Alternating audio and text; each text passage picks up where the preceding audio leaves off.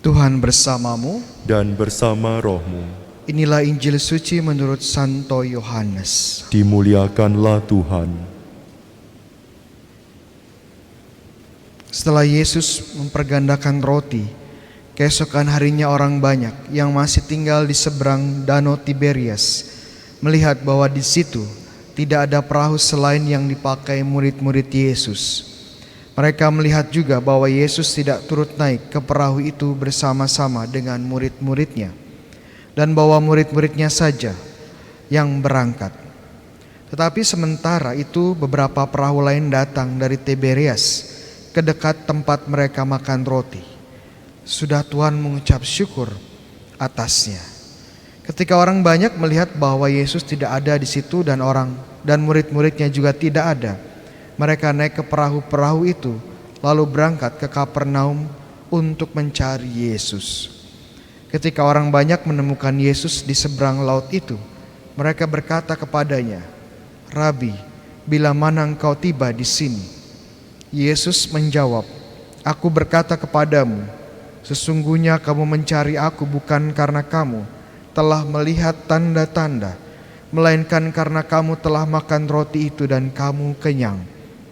Bekerjalah bukan untuk makanan yang akan dapat binasa, melainkan untuk makanan yang bertahan sampai kehidupan yang kekal, yang akan diberikan Anak Manusia kepadamu.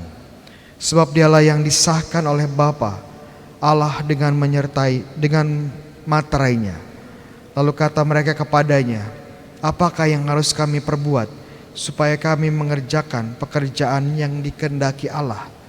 Jawab Yesus kepada mereka, "Inilah pekerjaan yang dikehendaki Allah, yaitu hendaklah kamu percaya kepada Dia yang telah diutus Allah." Demikianlah sabda Tuhan. Terpujilah Kristus. Saudara-saudara yang terkasih, kita memasuki Yohanes bab 6. Dan Yohanes bab 6 ini berbicara secara khusus tentang Yesus sebagai roti kehidupan. Yesus sebagai roti kehidupan.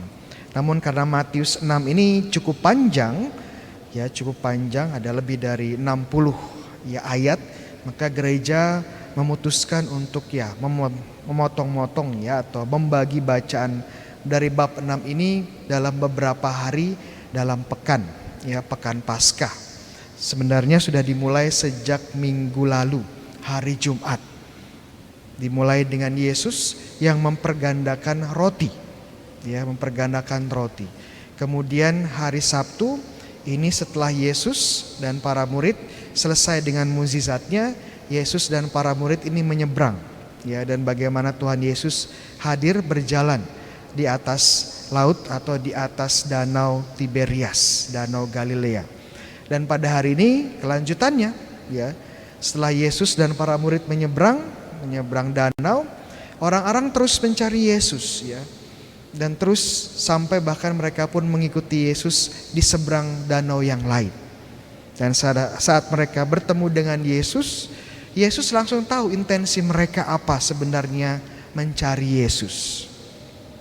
Yesus tahu bahwa mereka mencari Yesus karena mereka ingin dikenyangkan lagi. Mereka ingin sekali lagi melihat mukjizat Yesus. Bagaimana Yesus sudah mengenyangkan mereka dengan roti, dan mereka pun sebenarnya ingin mencari roti yang sama. Yang menarik adalah kalau kita lihat bahwa apa yang mereka cari itu bukan hanya sekedar dikenyangkan secara fisik, tetapi juga dikenyangkan secara ekonomi, secara politik, bahkan secara militer.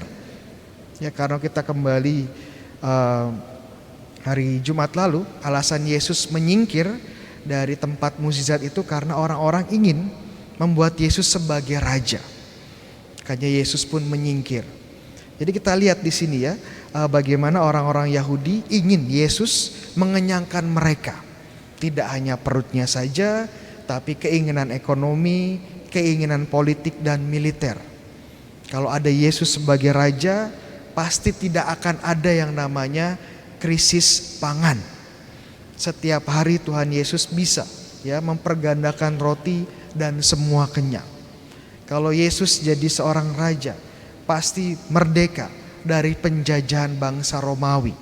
Karena setiap kali ada perang, ya Tuhan bisa mengadakan mukjizat, pasti menang. Pasti tidak ada krisis penyakit atau wabah karena Tuhan bisa menyembuhkan semua orang. Ya, ini yang dicari ya. Ini yang dicari oleh bangsa Israel. Sang raja yang dapat mengenyangkan ya kelaparan duniawi mereka. Rasa lapar duniawi mereka.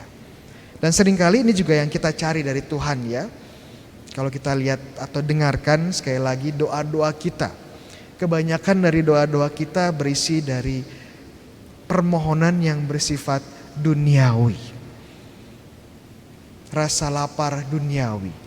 Entah yang hubungan dengan ekonomi, dengan pekerjaan, dengan sakit ya tubuh ya, dengan apalagi dengan relasi di dunia ini ya.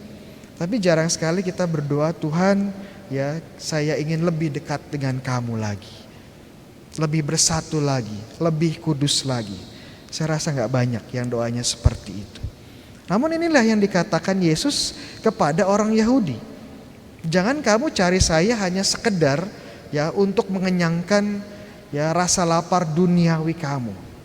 Tapi carilah roti yang mengenyangkan kamu bahkan sampai kehidupan kekal.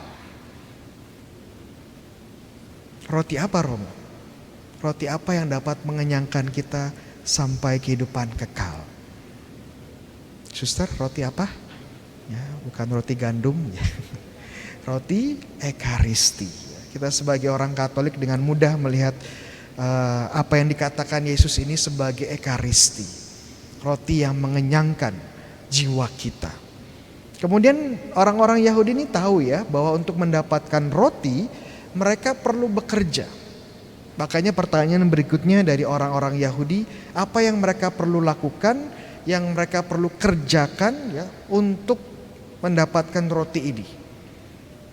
Dan Yesus menjawab kepada mereka, pekerjaan yang dikehendaki Allah, yaitu hendaklah kamu percaya kepada Dia yang diutus Allah, kepada Yesus. Ini sangat penting. Kenapa? Kalau kita tidak percaya Yesus, maka kita tidak percaya bahwa Dia adalah Allah yang menjadi manusia. Kalau kita tidak percaya Dia adalah Allah yang menjadi manusia, kita tidak percaya dengan gereja yang didirikannya, gereja Katolik. Kalau tidak percaya dengan gereja Katolik, tidak percaya dengan sakramen. Kalau tidak percaya dengan sakramen, tidak percaya dengan Ekaristi. Kalau tidak percaya dengan Ekaristi, tidak akan mendapatkan roti hidup yang ada di dalam Ekaristi. Jadi bagaimana? Kalau kita tidak percaya dalam Yesus, kita pun tidak akan mendapatkan roti kehidupan yang adalah tubuh Yesus sendiri di altar Ekaristi ini. Mungkin saya tutup dengan sedikit trivia ya.